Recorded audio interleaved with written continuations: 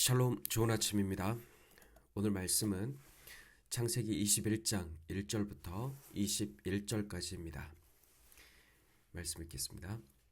여호와께서 말씀하신 대로 사라를 돌보셨고 여호와께서 말씀하신 대로 사라에게 행하셨으므로 사라가 임신하고 하나님이 말씀하신 시기가 되어 노년의 아브라함에게 아들을 낳으니 아브라함이 그에게 나타난 아들 곧 사라가 자기에게 낳은 아들을 이름하여 이삭이라 하였고 그 아들 이삭이 난 지 8일 만에 그가 하나님의 명령하신 대로 할례를 행하였더라.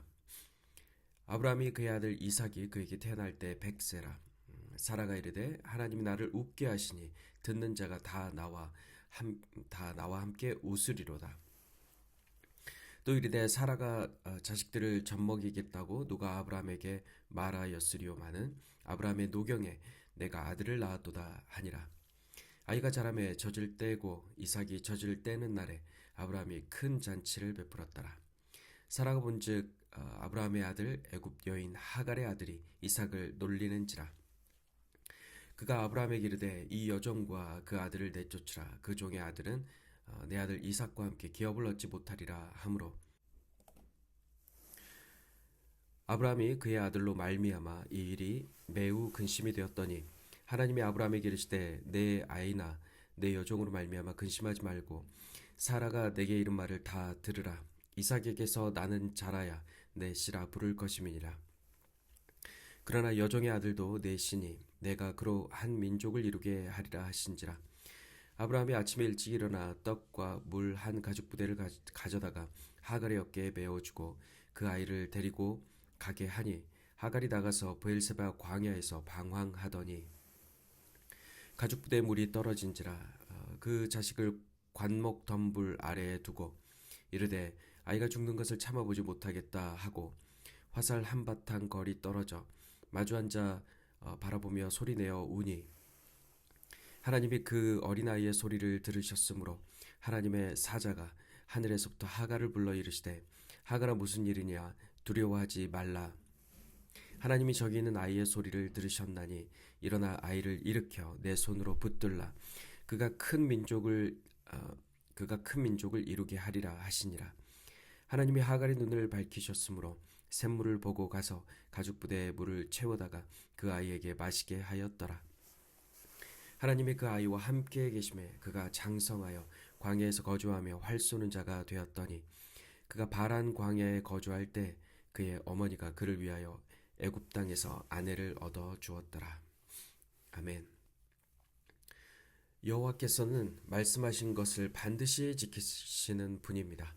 그래서 오늘 1절은 말씀하신 대로를 2번 연거푸 반복하며 사라를 돌보시고 사라에게 행하셨다라고 하십니다. 주께서 사라를 돌보실 때 쓰인 헬라어 에피스케프토마이는 참으로 엄청난 말입니다. 세례 요한의 아버지 사가랴가 성령 충만하여 예언하기를 하나님이 그의 백성을 돌보시사 속량하셨고 또 돋는 해가 위로부터 임하여 어둠과 죽음에 앉은 자에게 비치고 우리의 발을 평강의 발로 인도하신다라고 했습니다. 돌보시다, 임하다 모두 다 에피스케프토마이인 것이죠. 야고보 사도는 예배라는 것은 고아와 과부를 그 환난 중에 돌보는 것이다 라고 야고보서 1장 27절에서 말했습니다. 마지막 때 임금의 오른편에 있는 양들은 창세로부터 예비된 나라를 상속받게 되는데요. 그 이유는 예수께서 병들었을 때 돌봐 주었기 때문이다 라고 예수께서 말씀하셨습니다.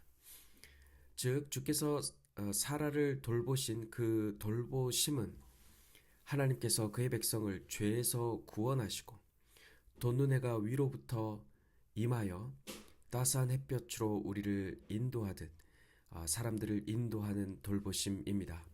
그리고 그 돌보심은 고아와 과부를 돌보시는 긍휼하심이고 형제를 돌보고 또한 마지막 날에 하나님 나라를 상속받게 되는 바로 그러한 하나님의 돌보심인 것입니다.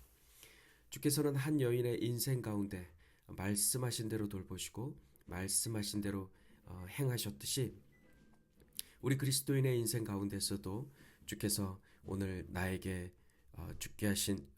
오늘 나에게 주셔서 먹게 하신 그 말씀대로 나에게 행하실 것을 믿습니다. 이제 약속대로 아기 이삭이 태어납니다. 사라는 고백하기를 하나님 나를 웃게 하시니 듣는 자가 다 나와 함께 웃으리로다 라고 합니다. 생명이 태어나자 지나간 모든 일은 기억 저편으로 사라지고 오직 기쁨만이 가득한 것입니다. 생명으로 인해 사라가 기쁘니 온 마을이 사라와 함께 기뻐합니다. 사랑하는 성도 여러분, 이 기쁨은 이루 말로 다 형용할 수 없는 기쁨입니다. 내가 아들을 낳았도다. 생명을 얻은 사라가 이토록 기뻐 외치는 것은 그 누구도 사라가 엄마가 되리라고는 기대할 수 없었고 또 그런 상황에서 오직 주님의 은혜로 약속의 아들을 받았기 때문입니다. 사라가 아들을 낳고 새로운 시작, 새로운 창조를 의미하는 8일 만에 이삭이 할례를 받습니다. 이것은 이 시대의 우리에겐 마음의 할례를 상징합니다. 옛것을 버리고 새롭게 시작하는 것이죠. 육체를 의지하던 나의 옛 습관을 절연히 끊어버리는 것을 말합니다. 세상이 주는 유익, 편안함을 뒤로하고 예수 안에 거하기를 선포하는 것을 말합니다. 그것이 할례이며 새로운 시작이고 그것이 새로운 창조입니다. 오늘 아침 돋는 해가 나를 비추듯 참빛 되신 예수와 함께 다시 새롭게 시작하는 것입니다. 이제 이삭이 젖을 떼고 큰 잔치가 열리는데요. 하갈의 아들이 이삭을 놀립니다. 사라의 눈에 이스마엘의 그 비웃는 모습이 들어오자 사라는 이집트 여인 하갈이 아브라함에게 낳아준 아들이라고 폄하하면서 이 여종과 그 아들을 내쫓으라 요구합니다. 이것은 사라의 감정 폭발로 인한 단순한 요구가 아니라 언약을 통한 하나님의 구속사적 분기점을 나타내기 위한 선포라고 보아야 합니다. 왜냐하면 사도 바울이 갈라디아서에서 이에 대해 분명히 설명했기 때문입니다. 사도 바울의 설명을 보면 첫째, 하갈의 아들이 사라의 아들을 박해한 것은 육체를 따라 난 자들이 성령을 따라 난 자를 박해할 것을 예표하는 것입니다. 그리고 지금 우리가 사는 이 시대에도 예수 믿는 자가 박해를 받을 것을 나타내고 있는 것이죠. 그리고 둘째, 여종과 그 아들이 쫓겨나는 것은 육체에 속하여 세상을 의지하는 사람은 하나님의 나라를 상속받지 못하고 오직 하나님의 아들을 따르는 자들만이 결국 남은 자가 되어 하나님의 나라를 상속받게 될 것을 예표한다라고 사도 바울이 말했습니다. 하지만 당시 하갈과 그녀의 아들이 천벌받을 나쁜 사람인 것은 아닙니다. 그들은 두 언약, 즉 생명의 언약과 종의 언약의 비유로서 쓰임을 받은 것이죠. 14절을 보니 종의 언약의 비유로 쓰임받는 하갈의 어깨가 너무도 무겁습니다. 아브라함은 브엘세바 광야로 떠나가는 그녀의 어깨에 떡과 물 한 가죽 부대를 메워줍니다. 하지만 아브라함이 준 가죽 부대의 물은 곧 떨어지고 맙니다. 하갈이 두려워하며 소리내어 울자 하나님은 하갈이 아니라 아이의 울음소리를 듣고 하늘로부터 나타나십니다. 그리고 말씀하시기를 하갈아 두려워하지 말라. 하나님이 아이의 소리를 들으셨다라고 하십니다. 예수께서도 말씀하셨듯이 세상에 때가 묻은 어른보다는 어린아이가 하나님과 훨씬 가깝고 어린아이의 영성이 어른보다 더 깊고 어린아이의 기도가 더욱더 진실한 것 같습니다.